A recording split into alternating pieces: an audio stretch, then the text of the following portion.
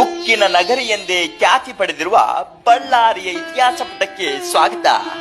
ಬಳ್ಳಾರಿಯ ಶಕ್ತಿ ದೇವತೆ ದುರ್ಗಿಯ ನೆರಳಲ್ಲಿ ಎದೆಸೆಡಿಸಿ ನಿಂತಿರುವ ಈ ಗಿರಿದುರ್ಗವು ಬಳ್ಳಾರಿಯ ವ್ಯಾಘ್ರನಂತೆ ಬದುಕಿದ ಅಂಡೆ ಹನುಮಪ್ಪ ನಾಯಕನ ಹೆಗ್ಗುರುತು. ಏಕಶಿಲಾ ಬೆಟ್ಟದ ಮೇಲೆ ಬಾಹುಗಳನ್ನ ಚಾಚಿ ನಿಂತಿರುವ ಈ ಗಿರಿದುರ್ಗವು ಇಂಡೋ ಸಾರ್ಶನಿಕ್ ಶೈಲಿಗೆ ಉತ್ತಮ ಉದಾಹರಣೆಯಾಗಿ ಗೋಚರಿಸುತ್ತದೆ.